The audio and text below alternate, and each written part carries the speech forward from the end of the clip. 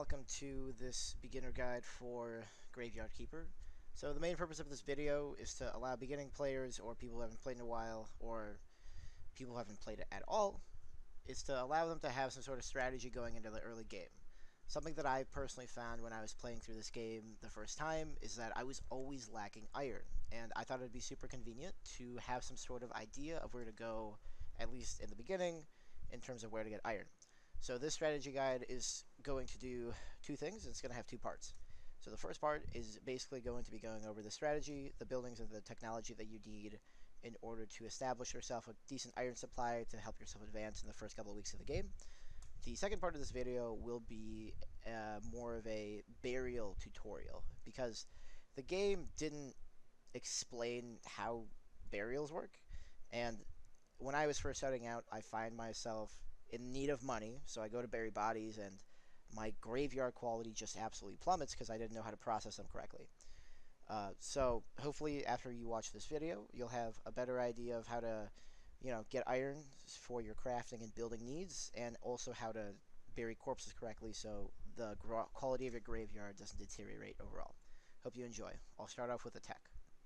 You're going to want primitive forging from the smithing tech tree, and you'll want a lot of other stuff from the building tech tree, which is sawing, firewood, woodworking, stoneworking, and mining.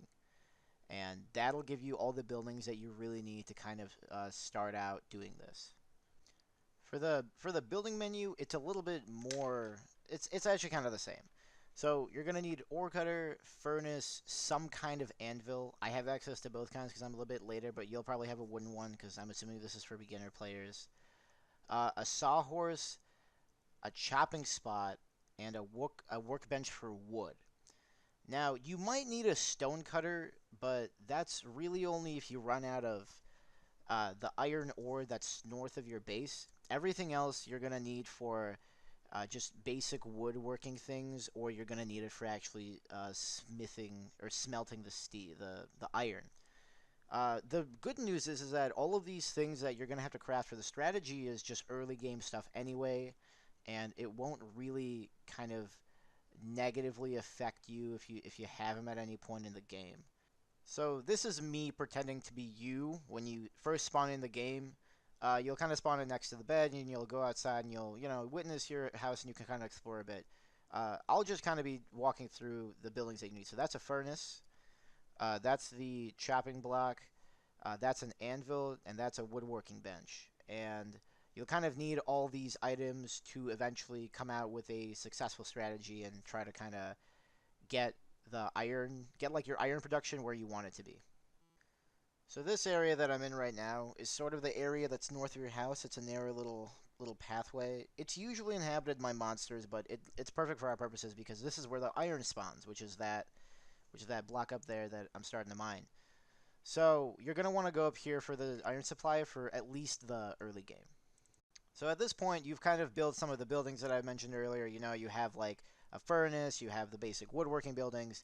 You're going to come to this bridge, and you're going to finish completing it. So this is a completed version of the bridge. After you've completed it, you're going to want to immediately cross it and start going to the real meat of this strategy. Okay, so you've done all this work, you finally built up some stuff, and you can come to the real bits. So up here you'll find an endless coal and iron supply vein. You'll want to, it drops in increments of like 10-ish, so it'll drop between 20 and 30 coal, the coal vein, and the iron vein is just going to drop you a big block of iron that you'll see here in a second. You're going to want to take this iron down and process it if you've run out of iron to the north of your base. If you haven't yet, don't really bother with this part. It's not really, like, it doesn't save you anything. So this is for the people who've run out of iron north of the base. You're going to want to make a stone crushing station and, actually process the block of iron.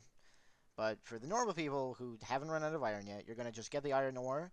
You're going to refuel the furnace, preferably from the coal that you just got. And then you're going to smelt some iron ingots. Alright, so you've got the iron. Maybe you've even got some complex, or some simple, parts, or some nails.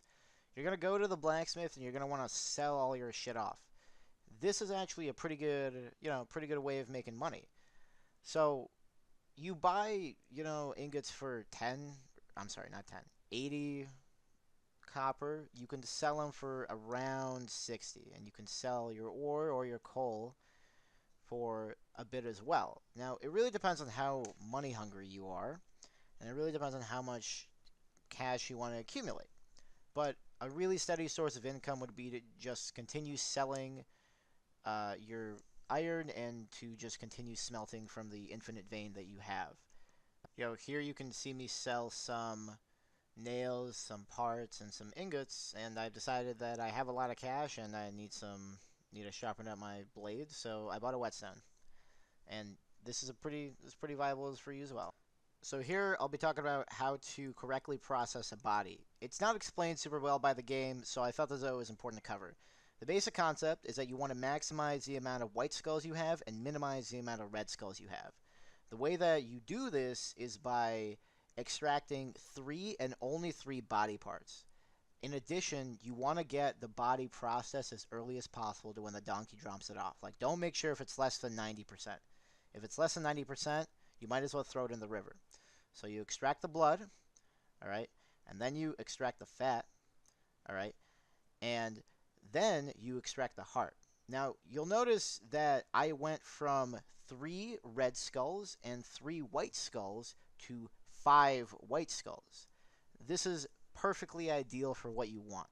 So when you go and bury the body, instead of getting like -2 or -3 for an incorrectly processed body, your grave is going to have a quality value of 1. And as long as you do this, your grave quality will just keep going up all the time, which is exactly what you want. So there it is, you guys. I really hope you enjoyed this kind of beginner strategy slash general tip situation video. If you have any questions, do leave a comment. I think I've played a lot of this game, so I think I'm in a pretty good position to answer them if you have any questions. So yeah, thanks again for watching, and you have a great day.